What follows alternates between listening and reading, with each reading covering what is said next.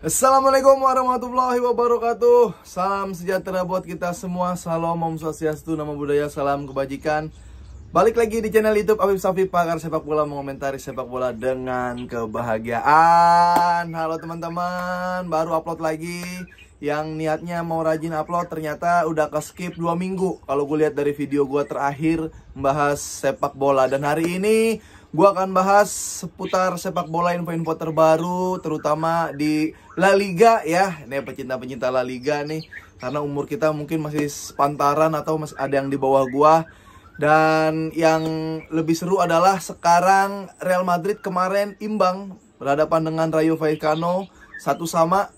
RDT, Joselu mencetak gol dan Barcelona menang dengan skor 2-1. Sedikit kontroversi dan gol dicetak oleh Robert Lewandowski dan tentunya Iago Aspas yang dilahirkan di dunia jago untuk melawan Barcelona. Nah ya, sekali lagi teman-teman, gue mau ngucapin terima kasih yang udah like, komen, dan subscribe channel YouTube gue, yang selalu nonton. Semoga semua dalam keadaan sehat walafiat dan makin sukses. Dan ayo silakan didoain di komen-komen biar sering upload, memberikan hiburan buat kalian yang lagi yang lagi stres, yang habis nonton bola bingung mau kemana. Banyak channel-channel yang bagus-bagus lainnya, silakan. Tapi kalau yang mau beda bisa nonton di Pakar Bola, oke? Nah, ini kita mulai dari La Liga, tentunya Madrid 1-1 berhadapan dengan Rayo Vallecano. Ternyata memang Rayo ini tim yang bukan cuma susah dikalahkan oleh Barcelona, tapi ternyata susah juga dikalahkan oleh Real Madrid. Kalau ngelihat dari urutan klasmen, ya Rayo bisa merepotkan klub-klub yang di atas 1, 2, 3 gitu. Tapi kenapa dia berada di peringkat bahkan tengah ke bawah? Dia malah justru nggak tahu kalau berhadapan dengan tim yang sekelas dengan Rayo. Dia nggak tahu gimana caranya menang lawan tim yang mungkin secara kualitas materi tipis di atas atau di bawah Rayo. Jadi kalau buat ngelawan Barca, buat ngelawan Madrid, dia tahu caranya. Jadi yang bikin seru La Liga kayak gitu tuh. Kayak ada beberapa tim yang emang susah dikalahkan oleh Barca, Madrid, Atleti. Kayak Girona kan baru mau merangsek doang ke atas, bisa jadi kebalap sama Barcelona. Dan sekarang poin beda, kembali beda 8 tapi harus membutuhkan kalah. Ya kemungkinan masih bisa kesusul, cuma dilihat dari konsistensi Madrid, semak regenerasi atau materi A dan B nggak terlalu jauh, gue rasa masih cukup susah buat Barcelona ngejar Madrid. Kalau mukjizat atau tinggal faktor lucknya aja nih. Usaha Barcelona ya segitu adanya. Kalau faktor keberuntungan ya bisa balap Real Madrid. Cuma kita perlu lihat lagi konsistensi dan materi Real Madrid. Ini menurut gue Madrid dan City lagi salah satu tim terbaik Eropa nih. Salah 2 tim terbaik Eropa, tim terkuat Eropa menurut gue. Oke. Ya biasalah kalau misalkan Madrid lawan Vallecano, itu Vallecano pasti defense, main low block, ya ultra defense. Dibilang parkir bus juga udah bukan parkir kan emang nggak dijalanin bisnya, tapi beberapa kali melakukan serangan sehingga ada handsball ya dari Camavinga yang udah itu jelas-jelas handsball, nggak bisa dibilang enggak. Itu handsball dengan dingin. Raul de Thomas menciptakan gol ke gawang Real Madrid. Dan gol Real Madrid dicetak oleh Joselu, yang kalau aku bilang, gue penasaran Joselu di Madrid. Walaupun dia jadi opsi, walaupun dia nanti jadi pemain cadangan, impactnya juga gue ngerasa pun dia nggak bersinar, tapi ada beberapa impact yang bagus buat Real Madrid. Nanti belum keuji memang, tapi nanti bakal ada. Karena gue bilang gitu, Joselu dia bisa dibilang veteran di La Liga, cetak gol sono sini udah sering. Dan gimana kalau dia main di klub Madrid yang levelnya tuh udah bukan cuma La Liga. Gue penasaran itu. Tapi kalau benar-benar main low block, kalau benar-benar main defense, beberapa pemain jadi nggak terlihat ya, nggak bisa mengeksplor. Rodrigo, Vini nggak bisa mengeksplor. Dan ya udah, ini defense compact yang memang bahkan justru bisa ditiru sama tim-tim La Liga lainnya untuk berhadapan dengan Barcelona dan berhadapan dengan Madrid. Karena ya udah kesusahan, asal lu nggak kebobolan, lu bisa dapat poin 1, lu bisa golin, ya itu bonus. Itu prinsip-prinsip La Liga, walaupun terlihat tidak seru, tapi kalau memang jalannya seperti itu ya itu khas is not a football, is a La Liga, kayak gitu. Dan wasit-wasit tolol di La Liga udah siap untuk menyajikan pertandingan yang bikin gedek. Nah, sekarang kita ke Barcelona dengan 4-3-3 seperti biasa, namun Christensen main menjadi defense midfield, bukan Gundo main di nggak jadi starting line up. Di situ ada Pedri, ada De Jong, dan Vitor Roque yang bermain sebagai wing. Tapi wing itu ya line up pertama sebagai wing, tapi ketika attack dia mulai masuk ke tengah, inverted ke tengah, Cancelo maju ke depan, dia dempet sama Lewandowski, tapi belum memberikan dampak dan impact yang signifikan kalau dia bermain sebagai starting line up. Skor 2-1. Ya, seperti biasa, Iago Aspas memang ditakdirkan dan dilahirkan untuk mencetak gol gawang Barcelona. Ya, gue udah bilang bahkan di YouTube tackle bebas, Aspas mah udah bukan hampir, udah pasti golin lawan Barcelona. Bahkan Stegen bilang tolong dikunci Aspas, kalau enggak dia bisa golin. Dan akhirnya Aspas golin, cetak gol. Robert Lewa yang gue bilang dia udah, banyak yang bilang dia udah habis, menurut gue belum, akhirnya bisa cetak gol. Dan lu lihat gol dan proses Lewandowski ini assist ya. Ini kalau gue ingat dari Lamine Yamal, pemain 16 tahun yang menggendong Barcelona, berikan bola kepada Lewandowski. Dia bukan kontrol diem, dia ada kontrol sentuhan ke arah serong kanan dikit yang mematikan gerakan back dari Celta Vigo.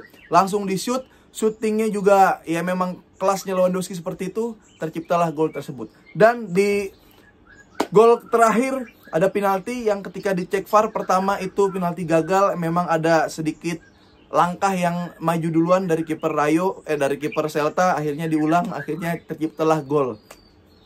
Ya itu jadi perdebatan, tapi kalau kali ini gue memang justru malah tendangan yang dilakukan, kalau mau debatin bukan penaltinya, itu memang maju kipernya, tapi tendangan yang dilakukan oleh pemain Celta Vigo yang kena Lamine Yamal itu kalau mau didebatin, karena dia nggak ngeliat ada Lamine Yamal masuk ngeringsek dan ditendang, akhirnya Lamine Yamal jatuh, terjadilah penalti. Menurut gua ini memang bisa didebatkan. Pertama, mungkin memang tidak ada faktor kesengajaan untuk nendang Lamine Yamal. Tapi karena Lamine Yamal ini smart player, dia tahu gimana caranya biar jatuh di kotak penalti. Ditendanglah bola, masuk kaki Lamine Yamal, kena oleh kaki Celta Vigo, prak, jatuh. Menurut gua itu bukan diving, itu bukan, tapi itu memang murni strategi Lamine Yamal untuk mendapatkan foul di kotak penalti. Nah, gol yang tercipta seperti itu.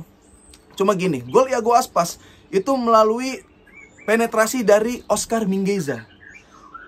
Mingueza main di sebelah kanan Celta Vigo, Cancelo main di sebelah kiri Barcelona. Pertanyaan gua, ini yang Cancelo yang mana, yang Mingueza yang mana nih? Kok bisa selepas itu Vitor Roque dikunci Mingueza?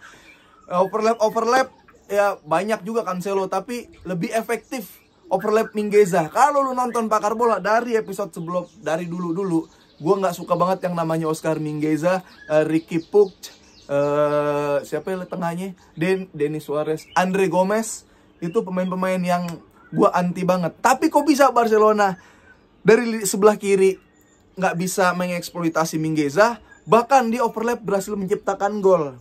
Waduh, ini Mingueza jadi Lord di Barcelona saat itu, tapi ini jadi Lord buat buat Barcelona. Keren, Mingueza, keren. berarti kan kalau dia bisa ngacak-ngacak Vitor Roque, bisa diredam, Cancelo bisa dinaikin di overlap, berarti pemain Barcelona di bawah Mingueza dong. Yang selama ini kita, bukan gue doang, karena lu pada setuju yang nonton kalau gue bilang Mingueza sama siapa Ricky Puig itu Lord, kalian pada setuju. Tapi bayangin, Mingueza bisa mengeksplor itu di Celta Vigo berhadapan dengan Barcelona. Ini ada yang salah. Oke. Permainan taktikal lu bisa nonton di YouTube lain, tapi kita bahas ini preskon bahwa dari Pedri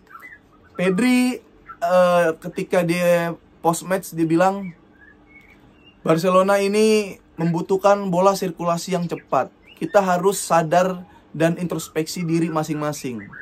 Ya, udah seperti apa nih kita? Kita harus membuat sirkulasi bola dan alirannya itu cepat ke atas. Maksud gue Pedri, kok Kok lu baru sadar sekarang? Itu kan tugas lu. Gelandang yang ngoper, gelandang yang nge-create. Ya itu, orang main menit 60 mangap, muka biru gimana? Gimana caranya main sirkulasi cepat? Itu dengan fisik yang memadai, fisik yang standar pemain bola lah. Lu kan lini tengah, Pedri jogging, turun jogging, naik jogging. Nggak ada bola-bola cepat. Sekarang berapa sih pemain Barcelona yang mau melakukan sprint, yang mau duel one to one lawan musuh gitu kan? Yang kehitung bisa sprint paling Lamine Yamal, sebelah kiri Cancelo. Siapa lagi yang larinya kenceng Barcelona? Nggak ada. Sirkulasi cepat, selebihnya jogging. De Jong larinya kenceng, dipaksa. Kalau dipaksa bisa, cuma dia nggak mau maksa, nggak mau capek. Gaji udah gede tapi kayak nggak mau capek. Awareness defense-nya juga jelek. Nggak ada pemain yang bisa sirkulasi cepat. Madrid punya Bellingham, larinya kenceng, satu lawan satunya bagus, positioning bagus. Oh, setiap klub punya ada pemain-pemain kenceng. Ini kan nggak ada Barcelona. Lamine Yamal, itu Pedri bilang seperti itu. Xavi komen, Xavi bilang kadang sepak bola itu tidak adil, ya. Tapi kalau dilihat dari permainan semalam, Celta Vigo yang menang itu tidak adil. Ya, keadilan justru bisa dikatakan adil kalau Barcelona main yang menang. Maksud gue, lu kan main jelek, adil dari mana? Bahaya itu lawan Celta Vigo aja gitu, bahaya. Banyak tweet atau pembicaraan yang kayak nggak relate sama yang Barcelona sekarang. Pedri juga bilang, saya sangat mempercayai skuad ini. Kami adalah grup yang sangat bersatu. Jika kami melakukan apa yang harus kami lakukan, kami dapat bersaing untuk meraih gelar. Berarti selama ini nggak tahu harus melakukan apa dong. Seri kalah, seri imbang. Itu dia bilang. Pedri mengatakan kami harus kritis terhadap diri sendiri. Kami tidak bermain bagus. Kami tertidur di lapangan dan kami harus banyak berkembang. Wah. Oke, gue respect dengan kritisnya terhadap diri sendiri. Bagus Pedri ini bukan cuma nyalahin wasit, game atau lapangan, tapi diri sendiri. Cuma telat, sadarnya telat. Nih udah berapa lama nih. Tuh lihat deh Pedri deh. Pedri tuh, masa lemes banget, lemes. Lu kan jago, main istimewa. Cuma kalau fisiknya kurang, teman-teman yang lain nggak se Barcelona zaman dulu. Harus era sepak bola modern sekarang nggak bisa kayak gitu. Ini nih, Xavi, sepak bola secara umum tidak adil. Celta berusaha keras tanpa menunjukkan hasil apapun. Namun, jika kami menang hari ini, jika kami tidak menang hari ini, itu juga tidak adil. Saya pikir kami pantas mendapatkan 3 poin. Oke lah kalau begitu, oke. Kami pantas menang, tim berusaha hingga akhir, hingga kami bisa. Oke, siap Xavi. Lamine Yamal sangat baik. Dia membuat perbedaan lagi dan lagi. Dia baru berusia 16 tahun. Tapi dia berkompetisi dengan sangat baik. Seperti Kubarsi di lini belakang. Oke, gue setuju kalau Lamine Yamal ini bagus banget. Cuma bahkan bisa gue bilang udah menggeser Rapinya. Ada siapa lagi sih di kanan? Ya, Rapinya. Itu udah gak masuk. Kalau lawannya Lamine Yamal udah gak masuk. Cuma yang perlu diingat lagi, ini pemain masih 16 tahun. Secara endurance tulang-tulang mungkin belum terbentuk seperti orang-orang dewasa. Tapi memang mainnya tuh cair banget. Mainnya tuh kayak bukan pemain 16 tahun. Kayak pemain yang udah menang Liga Champion. Kayak pemain yang udah menang banyak gelar, menang World Cup. Ini bagus, tinggal mentalnya aja kalau bisa konsisten. Cuma karena 16 tahun, yang gue takutkan kalau dia cedera. Dan cederanya parah, itu mimpi buruk pesepak bola. Jadi ya harus pintar-pintar. Lamine Yamal juga bola-bola tanggung harus dipikir-pikir lagi. Karir masih panjang, karir masih jauh. Jadi harus pikir-pikir lagi. Ini sih pintar-pintar juga. Kalau Lamine Yamal main, kita happy, ada pendobrak dari sisi penyerangan. Kalau nggak main, nanti takutnya telat pasangnya. Jadi ya harus pintar-pintar dan hati-hati untuk Lamine Yamal.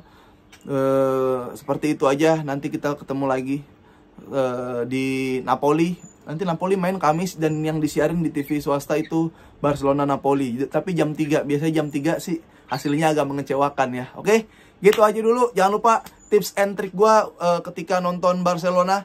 sediakan tips and trick nonton Barcelona ketika jam 3. Kalau main jam 3 pagi, kalau bisa tidur dulu jam 10-11 malam, bangun jam 7 biar kelewat, nggak pusing. Nah, tapi seumpama ketonton jam 3, tips yang berikutnya adalah sediakan paracetamol yang bisa menurunkan panas dan nyeri di kepala karena pusing melihat permainan Xavi.